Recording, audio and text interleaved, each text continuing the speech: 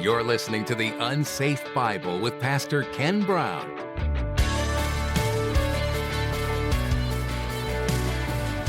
Many of us have to make decisions in our business places all the time, where everything's great, and then all of a sudden you're confronted with a situation and somebody's asking you to kind of turn the truth just a little bit.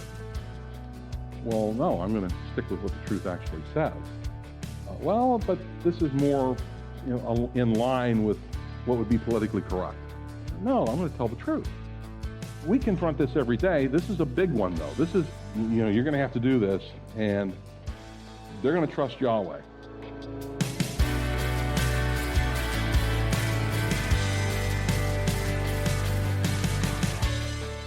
More and more in our culture today, we're constantly pressured into giving up on our morals. The pressure of society to do what it says has never been so strong, but this begs the question, what do you do when you know what's right, but bend your morals anyways? In today's message, Pastor Ken wants you to know that the more you bend your morals, the further you are from who you want to be. Give your life to God and stand strong against the pressures of this world. Follow Him into eternity. Well, let's join Pastor Ken in the book of Daniel, chapter 3, as he continues his message, Hubris Defined.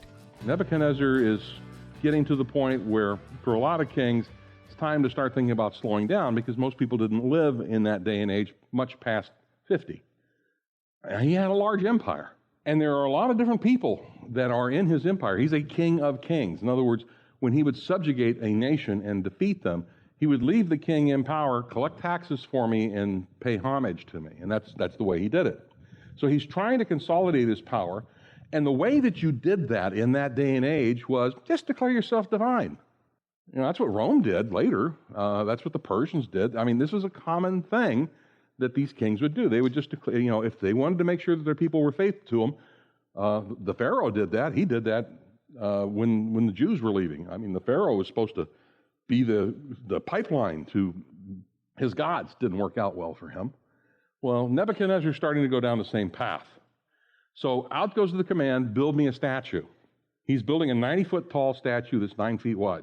This is a real skinny dude when you stop and think about it. I mean, he remembers the dream, but the whole statue now is covered with gold leaf. So imagine a 90-foot tall statue just south of Baghdad along the Euphrates River, not a hill in sight. Can you imagine what that would look like?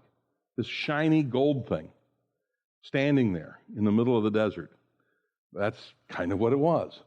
Again, the ratio of the image is 10-1. It's a skinny guy, because the average body ratio is 5-1. But this is a tall statue. Again, how much shorter than the Statue of Liberty? It's 20 feet shorter.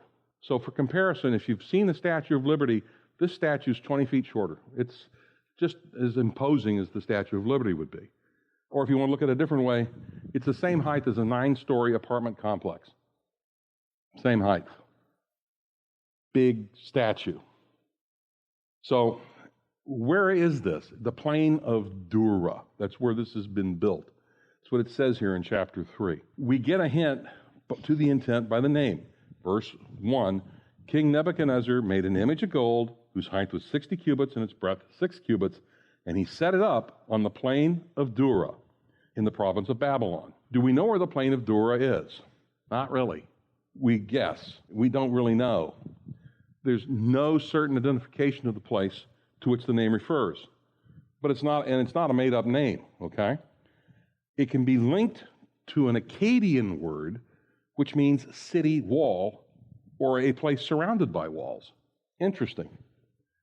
There's some who say the most probable site of the Dura plain is 6 miles southeast of Babylon, but again, you're dealing with the fact that this word Dura means fortification or wall, and it comes from the Akkadian word, which means wall. So a common view is the Dura plain is a few miles away, but recent discoveries bring another idea to light. Now again, the Akkadian word Dura means wall. So as we start looking at some of the words, if you look in Daniel 3:1, to understand Dura, that's what it is in Hebrew, as the wall, not a place name, it seems that we're obliged to also construe it not as Babylon, not as a province, the usual translation, but as a city, as in Aramaic, is what it says there. The full translation would be in the plain of the wall in the city of Babylon. That's what it would be translated if you understand those words to mean that. The wall is called Nimit Enil. There's an outer wall around Babylon and an inner wall. Nebuchadnezzar built it, and Herodotus actually explains what it's like quite a bit if you want to really study it any further. It's a prominent feature of ancient Babylon, and Daniel refers to it. He wants us to remember that they're all peoples, nations, and tongues gathered to worship this image. And when you look at it, when you start looking at what the words mean, it's between the outer wall and the inner wall. Okay, so you have this area in between the two walls where this statue's built. It's taller than the walls. You can't miss it. It's not in town, but it's also the plain around Babylon. Did you pick up? That's what it said in the Septuagint. It's in the plain around Babylon. So again, it seems to point to that's where it is. And it would be in between the outer wall and the inner wall is where this was built. So it's either a few miles away on a flat plain, I don't think so, or it's right between the walls of Babylon, inside of everyone, where it's easy for everyone to show up. Now, the unveiling of this is a state event. Did you see the list of people he's invited? All the rulers are going to be there. It's a quasi-religious experience for the entire government to reassert his rule over the government. They tried to kill him 5 years ago. He remembers that. So do they. I'm sure he had a few people that he put to death as a result of putting down the coup. But now he's going to have this experience for everyone to reinforce his rule and his will over the state. Now, the groups that he invites, these governmental officials, there's a word that stands before governors, indicates that the first two groups are the higher ranked individuals. So these are the folks who are ruling various provinces. The first three terms are well known, but there's satraps, prefects, governors. The terms are Persian, actually, but they are military magistrates. These are the rulers, the police. These are the ones who are ruling over the various sections of Babylon. So he sent the word out, asked all of them to come in. Babylon's not a small country, and they didn't exactly have a freeway or a plane they could catch. So if you were coming from if you were the governor of northern Egypt and you had to come to Babylon, it's a 6-month trip, probably, or more. You're going to be riding a long ways on the back of a mule or horse or a chariot, however you wanted to do it, because you're not going to go straight across because it's desert. You're not going to do that. So you're going to take the fertile road around, the King's Highway, they called it. But you have an extensive list, okay? And it's repeated again in verse 4. I mean, for whatever reason, Daniel wants us to make sure we know who's in the list. Verse 2, now Nebuchadnezzar, king of kings and ruler of the whole inhabited world. This is from the Septuagint. You notice how Daniel wants us to know that. This is a big kingdom, and everybody that was anybody was being ruled at that time by Nebuchadnezzar. Sent to gather together all the peoples and tribes and tongues. And then he goes into the list of those who he wants, the satraps, the commanders, the regional governors, the highest officials, the administrators, those in authority, according to each province, and all those according to where they live, to come to the dedication of the image of gold. So he's inviting the governor of each, maybe like here in the United States. You invited the governor, you invite the mayor, you invite the city council, you invite the legislature. They're all going to show up, and let's bring the police chiefs in too, just to double it and to make sure that we've got it all. So that's kind of what it's like. He's invited everybody. So everybody who's anybody is there. Some of the commentators think there's probably 300,000 people who have showed up for this. It's possible. There's a lot of folks there. So the councils, the commanders, the governors, the goings up before the great kings in authority, all the rulers, come up to this consecration of the image that King Nebuchadnezzar had established. And did you notice in the Septuagint it says, those specified in writing stood before the image. So in the invitation, there was a VIP list, okay, of those who had to stand right in front of the statue. So that, again, gives you the sense that this is a loyalty oath, because there are certain ones he wants to be right in front so he can see if they're really going to do this or not. So and that's why, I think it's a loyalty oath. It's to him. It's worshiping him. And it's because he has the ones that he has his eye on in the front row, and we'll see that he actually has a group of people keeping an eye on these people because he doesn't trust them. It's repeated in effect, by the way, in Aramaic, and it's done by Daniel to impress us with the fact that this small little thing has been turned into a horrifically important event that I think Dr. Carpenter calls ridiculous. But he's making a mountain out of molehills, what he's doing. He's turning this into a huge event. Again, if you're trying to make sure that your rulers are loyal to you, it makes sense to me. Okay, so the image is erected. Nebuchadnezzar's gathered all of his officials of the empire for the dedication.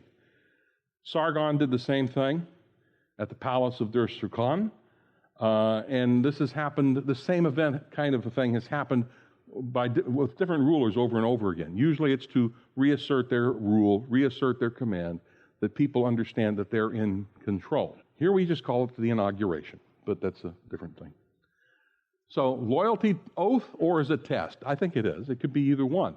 But he's also going to demand worship. Is this a misguided attempt to worship Yahweh? I don't think so. I don't think it is. I think what this is he is demanding loyalty to him, and he's going to equate himself with a god as a result of that. Is it a display of unmitigated pride? By the way, that's what Hubris says, it's pride. Is it a display of unmitigated pride? Absolutely. He's the head of gold. He wants everybody to know he's the head of gold. They've all heard this story. By the way, you'll see that in this whole story, Daniel's not there. I think the reason is that Daniel's faithful. Daniel's loyal. He's not worried about Daniel's loyalty. Plus, he probably said Daniel won't bend over and worship it anyhow, so he didn't invite him. Or Daniel's off on business someplace else, but Daniel's not referenced in this.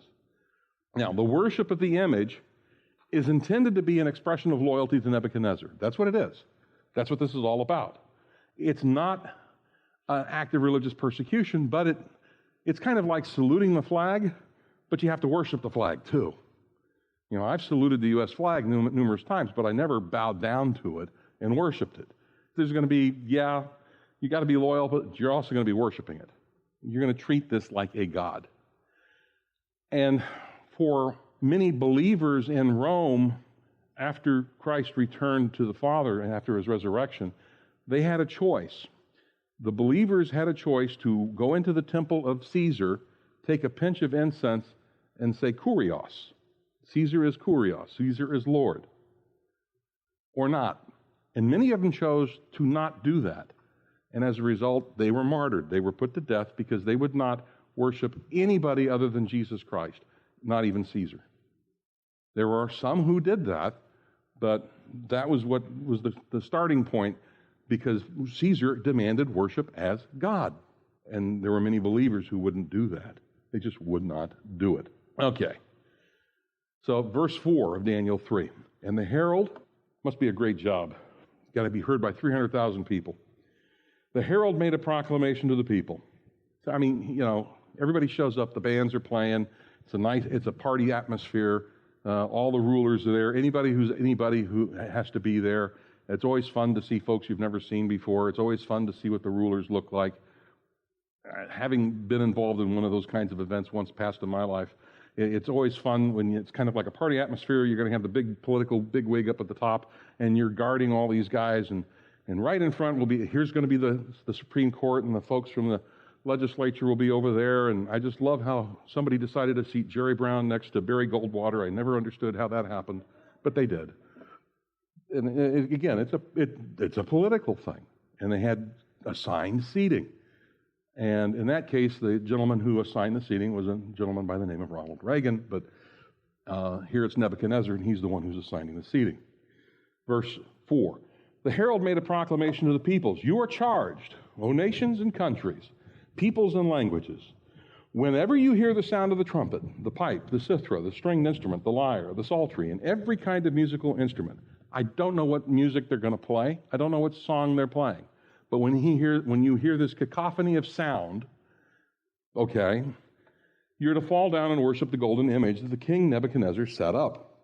Anyone who does not fall down and worship in that same hour, they will cast him into the furnace that is aflame with fire. So again, you have a large number of people, 300,000 or so, a large group. They're invited. There's live music, some good bands there. some food. I'm sure they're feeding them. So it's kind of a party atmosphere. And this guy gets up and says, oh, by the way, everybody's going to have to worship this statue. And for most of the folks, that's not a problem. But we're going to find out for 3 people, it is a problem. In come all of the invitees, including 3 guys by the name of Shadrach, Meshach, and Abednego. They're rulers of Babylon. I don't know if they're in the assigned seating section or they're just standing wherever they're supposed to be. Doesn't tell us that. But it's a festival. It's a big festival. This is a big state event, okay? The Supreme Court's there. The regional governors are there. The king is there. All the priests are there. All the wise men. Everyone's there. They're all there. And then comes the announcement.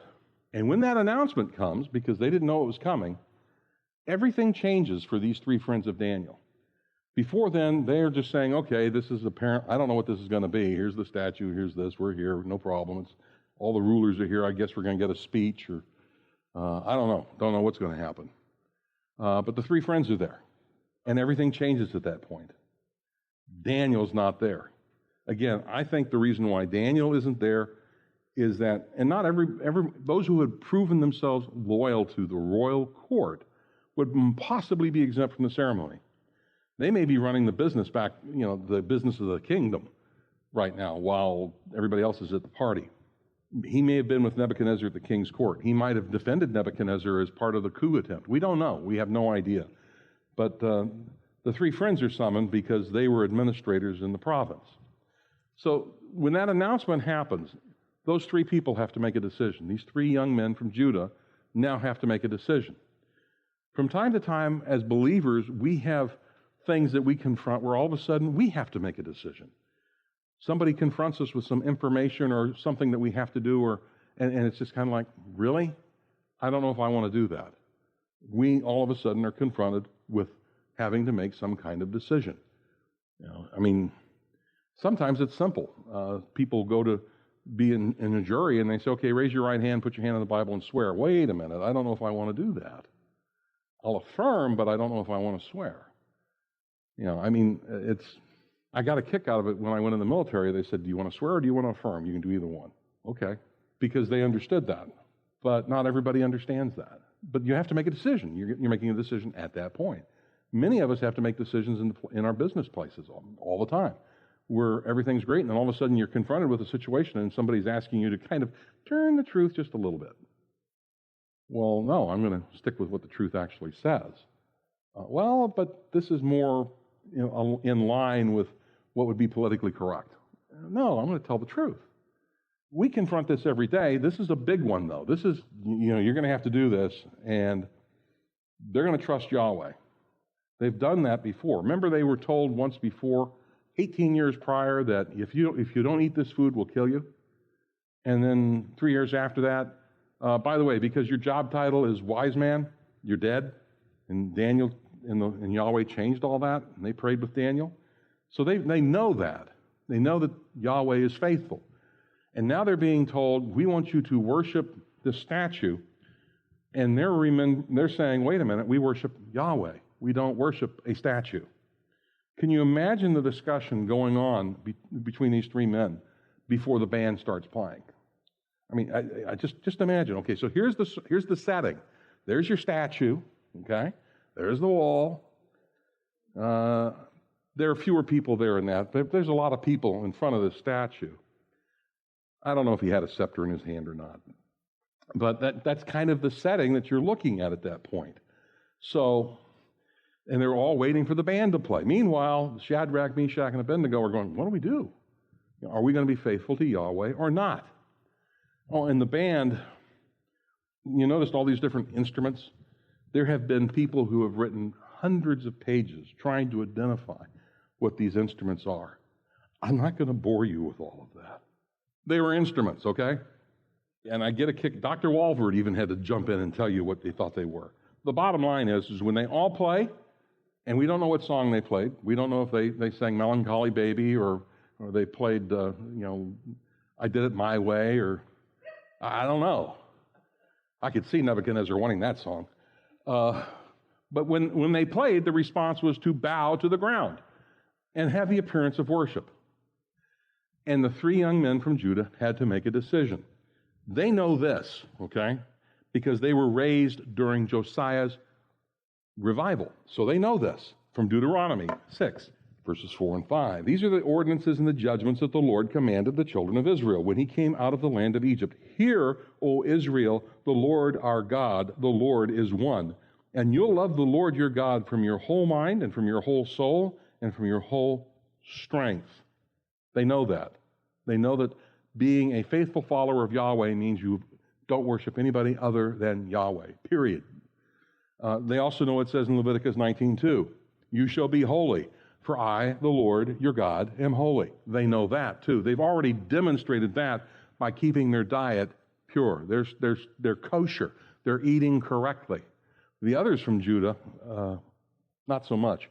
But Daniel and these three young men, they all decided that they were going to remain kosher. They were going to remain faithful to what God had called them to do. They know what loyalty to Yahweh means. They hear the band, and they make a decision. Now, this is also a picture of a decision that many will have to make during the tribulation as well. At the end of the age, people will have to make a decision. It's a very interesting one.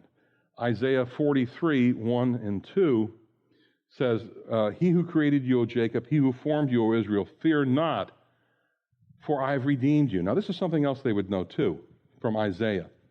Fear not, for I have redeemed you. I've called you by my name. You are mine. When you pass through the waters, which they did, coming from Egypt, I will be with you. Through the rivers, going into the promised land, they shall not overwhelm you. When you walk through fire, you shall not be burned. That had not happened in the kingdom yet.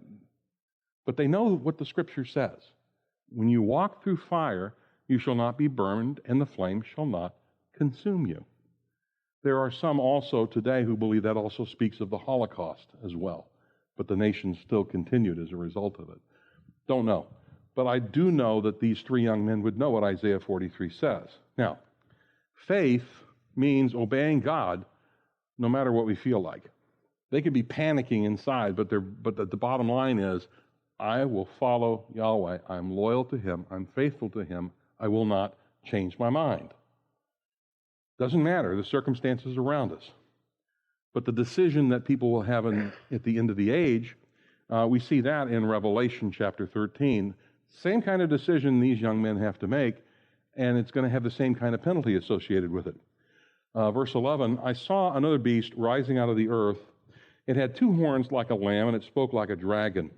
It exercises all the authority of the first beast in its presence and makes the earth and its inhabitants worship the first beast, whose mortal wound was healed. This is the prophet who is serving the Antichrist, who apparently had died but didn't, and he's forcing the entire planet to worship this guy, whose mortal wound was healed. It performs.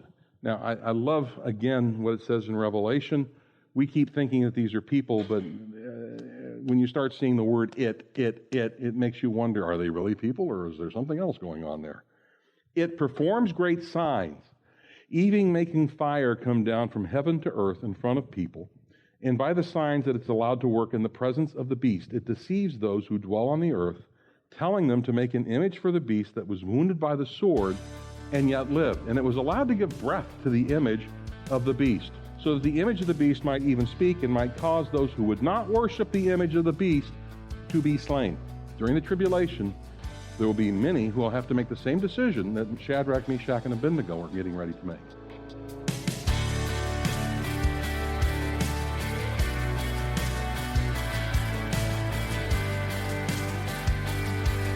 Today's message was in the book of Daniel, an Old Testament prophecy book. Pastor Ken has been teaching about some great things from this book here on the Unsafe Bible. Imagine living most of your adult life in a foreign land.